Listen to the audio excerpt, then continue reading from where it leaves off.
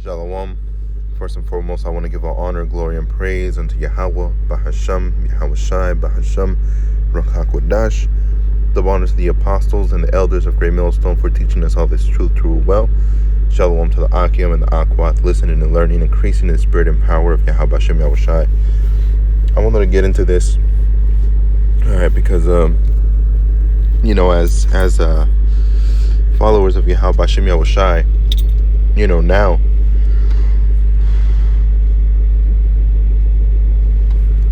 considering how it all began and how we started, we weren't always like this, knowing the truth, knowing right from wrong, even as so-called Christians, because we didn't know anything.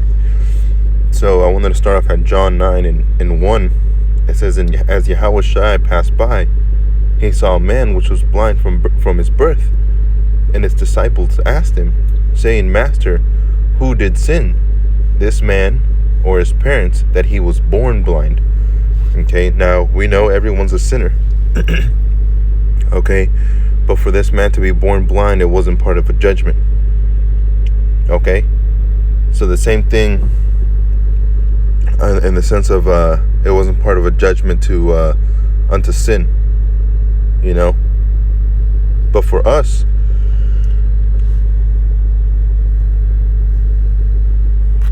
that know this truth now, all right, we were born blind as well.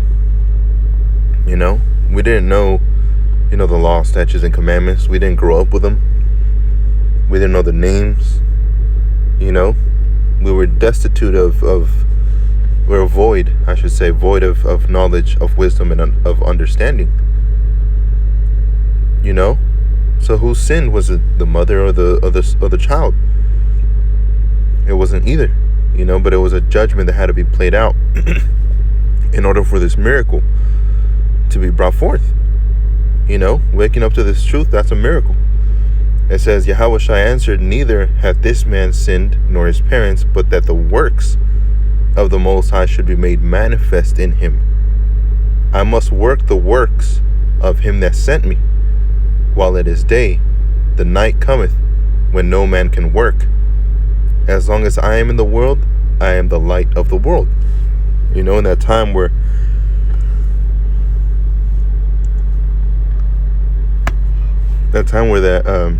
no man can work, has approached. There was a time where you didn't really have the prophets out there, because we were in a time of darkness. We were in a state of mind of the Gentiles. We were in a captivity, and most of us are still in that captivity. All right, but like Scripture says, the Most High will give them a blind sight, that with eyes they will not be able to see.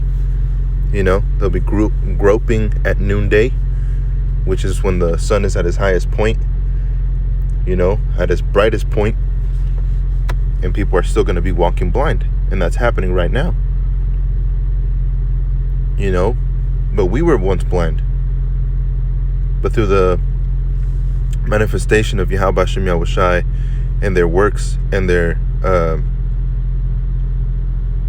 light, it was able to bring it forth to us, to wake us up to this truth. You see, he was able to wake us up. It says, "When he had thus spoken, he spat on the ground and made clay of the spittle, and he anointed his eyes of the blind man with clay, said unto him, Go, wash in the pool of Siloam, which is by interpretation sent.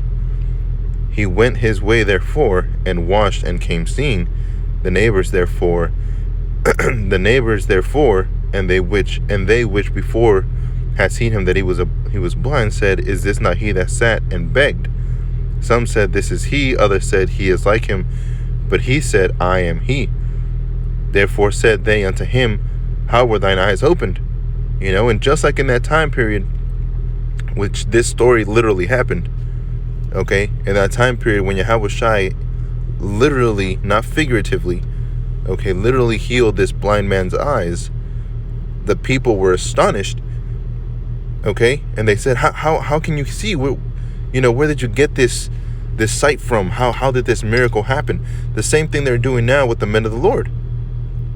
We're able to read in some of the Hebrew and able to dig into the scriptures. We're able to break it down and tell you what's what, tell you that America is Babylon the Great and prove it through the scriptures. We're able to tell you that the so-called Negroes, Latinos, and Native Americans are the Israelites that the Bible speaks of, and that we're waking up to our power, to the name Yahweh, to the name Yahweh Shai, to Yashar Allah, to our nation. We're able to wake up to who we are. You have a lot of blind seers, okay, a lot of blind people looking at you saying, well, how can you see? What makes you so special? Which that would be a perfect title for this lesson, because the blind, let's bring that one out real quick.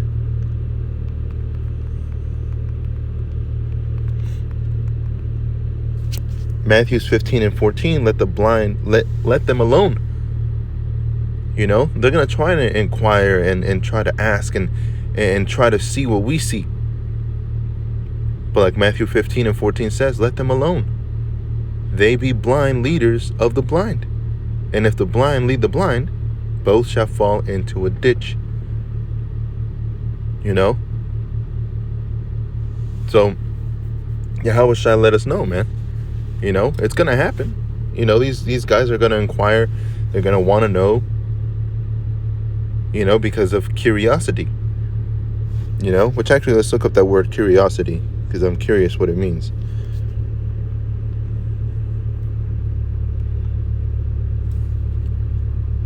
Let's see, I believe it was this.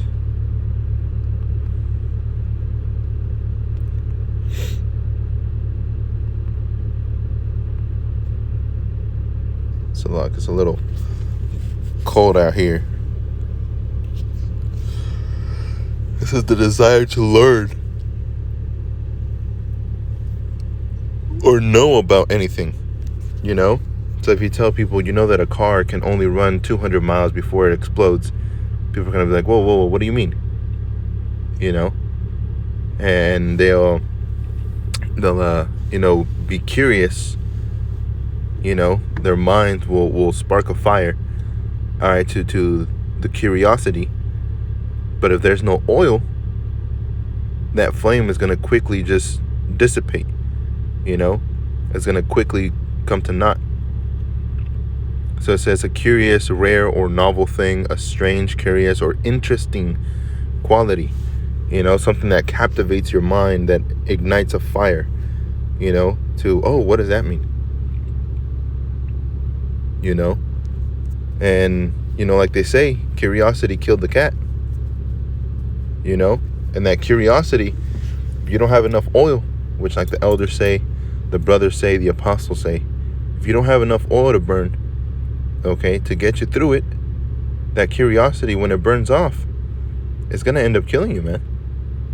Falling out of this truth is a very, very serious thing. So John chapter 9 and verse 10, he answered and said, a man that is called Yahweh Shai made clay and anointed my eyes and said unto me, go to the pool of Siloam and wash. And I went and washed and I received sight. And that's what we said. We woke up to the truth. We read the scriptures. We researched and we believed it to be true. And with more evidence coming out every single year and every day, our strength and our faith increases in Yahweh Bashem Yahweh Shai, and we firmly believe it. And what do they say? Then said they unto him, where is he? He said, I know not. They brought to the Pharisees him that aforetime was blind, and it was Sabbath day when Yahweh Shai made the clay and opened his eyes. Then again the Pharisees also asked him how he had received the sight. He said unto them, he put clay on my eyes, I wash and do see. Therefore said some to the Pharisees, this man is not of God, because he keepeth not the Sabbath day. Others said, how can a man that is a sinner do such miracles? And there was a division among them. And that's what we're hoping for, man, that division to come. That division's coming in the time of trouble. when people are going to be blaming the Israelites, all right, mainly Great Millstone, they're going to be blaming the Israelites for the things that are happening, and for not taking the vaccine, and for supposedly spreading false rumors. I just got a strike on my other channel, because supposedly I was spreading misinformation about a medical system, which I wasn't. I'm just speaking what the truth is, and I don't claim to be a doctor, okay, but I claim to be a prophet, and I claim to be a follower of Yahweh Hashem Yahweh Shai, and a reader of the scriptures, and with wisdom, knowledge, and understanding, and when I bring forth that the mark of the beast is the RFID through the scriptures, all right, and in verse 3, in chapter 3, when it talks about in Revelations about the hour of temptation, when you go into it, it's talking about a time of piercing, and we're entering into that time of piercing. They're telling you about piercing and piercing and piercing.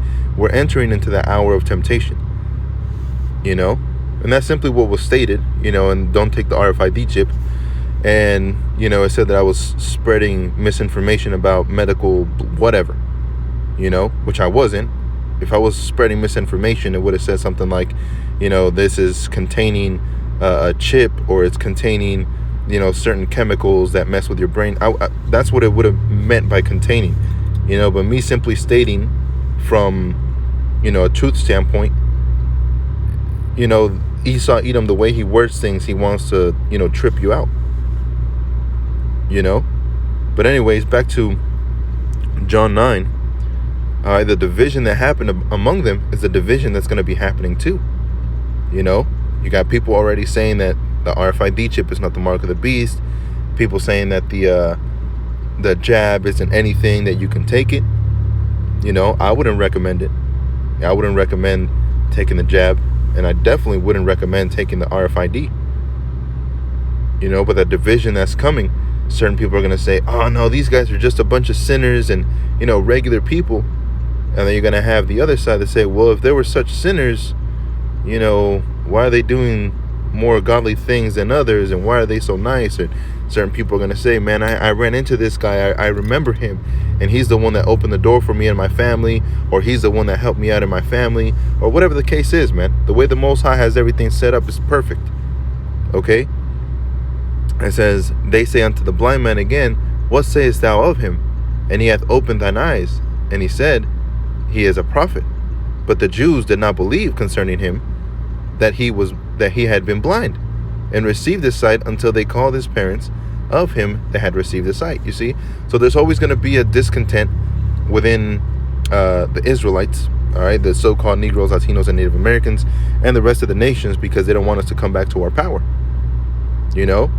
So there's always going to be a discomfort, discontent, a disconnection to their power, saying, no, this man's not a prophet. He can't be a prophet.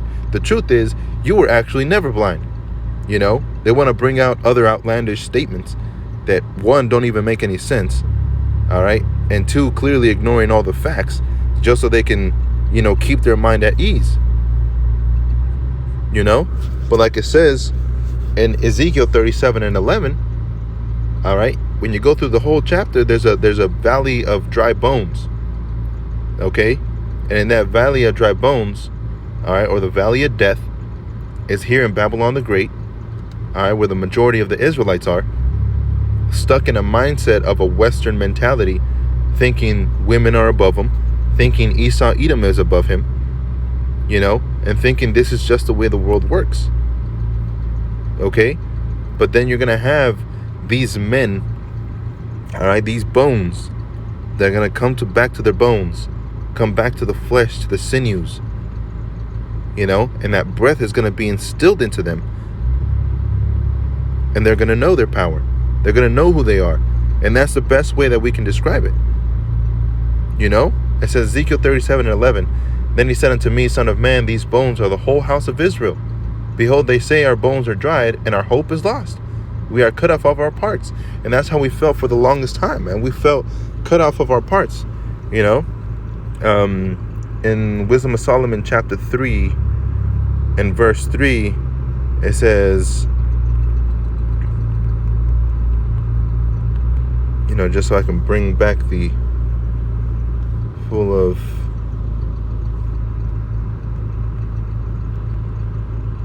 Wisdom of Solomon 3 and 4. For though they be punished in the sight of men, yet is their hope full of immortality, which is the exact opposite of Ezekiel 37 and 11. Our bones are dried, our hope is lost. We are cut off of our parts. So that means there's going to come a time, all right, when the hope is going to come back, all right? And when that hope enters into us, it's going to mean our salvation, which means we're not going to be cut off of our parts, which means our bones are not going to be dried up. Like Yahweh Shai said, the body's not just for food, all right, but also the spirit. Roughly paraphrasing how he said it. Men shall not live by bread alone, but by every word that proceedeth out of the mouth of the Most High. Essential things to the body: clothes, food, shelter, water. Those are essential things to the body. But without the spirit, all right, the Most High can just say, you know what, everybody's done, and take everybody out. That's in Tobit 13. It says, our bones are dried, our hope is lost, we are cut off of our parts. Therefore prophesy and say unto them, thus saith the Lord Yahweh, behold, O my people, I will open your graves and cause you to come up out of your graves and bring you into the land of Israel. So that hope is what we carry, that we're going to come back to the land of Israel. So just like that blind man, when his eyes were opened by the wisdom, knowledge, understanding of Yahweh Hashem Yahweh Shai, okay, you're going to have a lot of people following after with questions, with remarks, with scoffs, and they're going to go to your parents and going to say, oh, look, your parents are, regular Negroes, regular Latinos, or regular Native Americans. They're still eating pork chops, and they're still, how are you so-called blessed, and how are you so-called this, and how are you so-called that? But that's just what they love to do. They love to do that. It says, and they asked them, saying, is this your son, who ye say was born blind? How then doth he now see? His parents answered them and said, we know not. We know that this is our son, and that he was born blind, but by what means he now seeth, we know not. Or who hath opened his eyes, we know not. He is of age, ask him. He shall speak for himself. You see, so the parents were afraid to say, oh yeah, Yahweh Hashem Yahweh Shai was the one that... They were afraid. Why? Because of the multitude of people that came after them. And that's the same thing, man. You can't really, being in this truth, you can't really say, oh, my parents are going to have my back in the time of trouble. You don't know that. There's another scripture in the book of Ecclesiasticus, or Sirach, where it says it's a damn thing, for a friend to become an enemy, roughly paraphrasing. But it's going to happen. Your so-called friends are going to turn against you because you're not part of the world. And if they be friends of the prophets, then guess what? They're going to be on your side. But they're not going to be there the whole time, man. That's why it says, work out your own salvation with fear and trembling. It says, these words spake his parents because they feared the Jews. For the Jews had agreed already that if any man did confess that he was Mashiach, he should be put out of the synagogue. You see? Therefore said his parents, he is of age, ask him. So breaking it down for you, it says, then again called they the man that was blind and said unto him, give God the praise. We know that this man is a sinner. He answered and said, whether he be a sinner or no, I know not. One thing I know, that whereas I was blind, I see. You see? So that's one thing. We do give the praise to Yahweh Hashem Yahweh Shai. All praises to Yahweh Hashem Yahweh Shai. And if a brother woke us up, we don't know if he's a sinner or not. We know we're all sinners. But one thing we know, we're all waking up to this truth, man. And there's nothing Esau Edom can do to stop it. So the shaking of the bones in Ezekiel 37, bones to the bones and to the sinews, and then eventually leading up out of our graves, That's what's going to bring us to the land of Israel. Now, it doesn't say the whole world shall know, and everybody's going to know that you're waking up, and they're all going to praise Yahweh Hashem Yahushai, and nobody's going to oppose you, and everybody's going to befriend you, and everybody's going to bow down to you, and they're going to give you everything you want, and then I'm going to come down and I'm going to put crowns on your head. That it doesn't say that, man, or anything even close to that. You know, Yahushai was hated. We're going to be hated. Yahushai was put to death. They're going to want to put our flesh to death. You know, but our hope is full of immortality. You see? It says, verse 27, and he answered them and said, I have told you already, and ye did not hear. Wherefore would you hear it again? Will ye also be his disciples? Then they reviled him and said, Thou art his disciple, but we are Moses' disciples. We know that God spake unto Moses. As for this fellow, we know not from whence he is. The man answered and said unto him, Why herein is a marvelous thing, that ye know not from whence he is, and yet he hath opened my eyes. There it goes. All right. Oh, we don't know if you're righteous or not, and that's it. You don't know. You don't know if we're righteous or not. You don't know who to believe. You don't know which camp to go to. You don't know who has the truth. So the one in confusion is not us, it's you. And because we're so sure, and because our faith is 100% set in Yahweh Hashem Yahushai, your jealousy is what's going to bring you, all right, to the hate you have for us, man. You know? Because you said it yourself. We don't know. But we do know. Salvation is of the Jews. Salvation is of Israel, the elect. The 144,000 elect, the monuments. Zion. You know? We know it. We believe in Yahweh Hashem Yahushai. And like Yahweh said, my sheep hear my voice and do follow. And that's what we're doing. We're following after Yahweh Hashem Yahushai because we hear his voice. So much like the blind man in John chapter 9 that was healed, so are we. We are those blind men being healed by Yahweh Hashem Yahushai. You know, it might not be a simple, I say simple, but even that there was a process, you know, to automatically just see everything, you know, because we know that the Most High likes to do things little by little. Okay, so there's an increase that has to come with opening your eyes,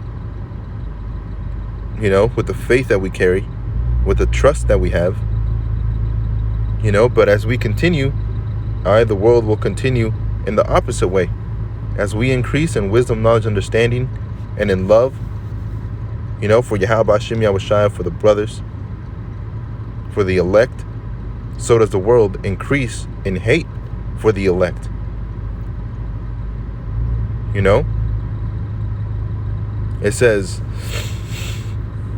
now we know that the Most High heareth not the sinners. All right, John 9 and 31. Now we know that the Most High, Yahweh, heareth not sinners.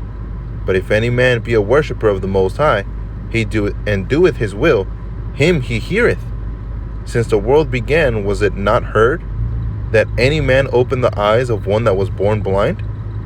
If this man were not of the Most High, he could do nothing. They answered and said unto him, Thou wast altogether born in sin, and dost thou teach us? And they cast him out. And that's how it is, man. They're going to look at us because they certify themselves as teachers. They certify themselves as professors and intellectuals, while they certify us as a bunch of dumbasses, blind men. Well, what the fuck do you know? You didn't finish, you know, the university. You didn't finish college after high school.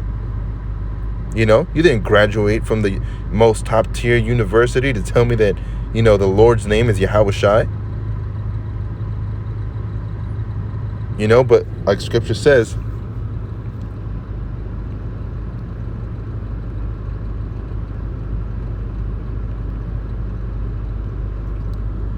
First Corinthians 1 and 27, but the Most High hath chosen the foolish things of the world to confound the wise. You see? So they looking at us like we're foolish. We're stupid. We don't know what we're talking about because they have many years of of extensive training and of extensive research, but yet they've gotten nowhere with the wisdom, knowledge, understanding of Yahweh Hashem Yahweh Shai.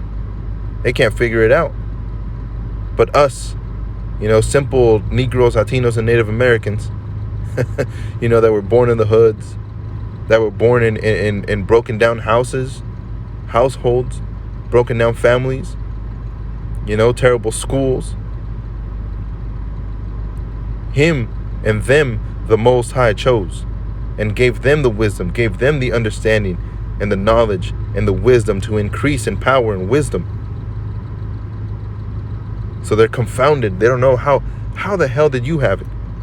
How do you have it? I worked so hard to obtain wisdom, knowledge, understanding. How do you have it? Looking at us. And the Most High has chosen the weak things of the world to confound the things which are mighty. Esau's military, we're not going to go toe-to-toe with Esau's military. But what are we doing? Preaching. We're doing preaching, and that's doing so much chaos to the world that people don't even know. People don't even know that the hardest and most strongest arsenal you can possibly have is faith.